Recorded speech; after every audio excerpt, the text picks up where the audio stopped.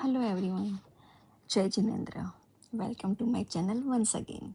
Guys, अब हम चले आज के आखिरी पड़ाव पे, जो है महाकाल कॉरिडोर और महाकाल का मंदिर। रामघाट से हम चल के करीब 20 मिनट में महाकाल की कॉरिडोर पहुंच गए।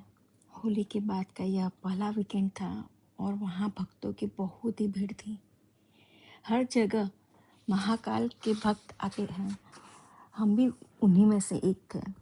समय करीब 8 बजे थे और शयन आरती के दर्शन के लिए अभी काफ़ी वक्त था। तो हमने पहले कॉरिडोर घूमने का सोचा और हमने पूरे कॉरिडोर की परिक्रमा की। क्या अद्भुत मूर्तियाँ थी और सब पौराणिक कथाओं का संगम था। हम तो ये नज़ारे देखते ही रह गए। घूमते घूमते हम लेज़र शो जहाँ होता है वहाँ पहुँच गए।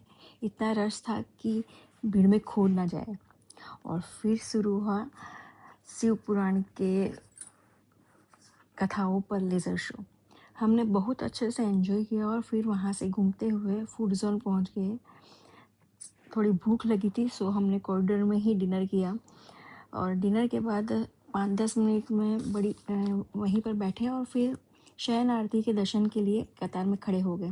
शयन आरती के दर्शन की टिकट्स मिली नहीं थी, तो हमने कतार में ही अपना नंबर लगाकर महाकाल के दर्शन के लिए पहुंच गए उनके दरबार में।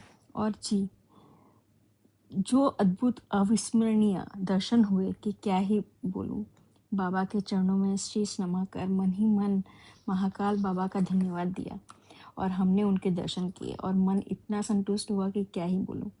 और साथ में शयन आरती में भी सम्मिलित होने का जो सौभाग्य प्राप्त हुआ, उसको तो हम बयान ही नहीं कर सकते। महाकाल बाबा की आरती के बाद हम ऑटो करके आ गए और फ्रेश होकर ऐसे सो गए कि जैसे सालों की इच्छा है बाबा ने पूरी कर दी हो। इसी के साथ उज्जैन का पहला दिन पूरा हुआ और हमारे व्लॉग डे 1 इन उज्जैन की कहानी पार्ट 3 भी पूरी हुई। Thank you so much guys for watching. Like, share, comment and subscribe to my channel. Thank you.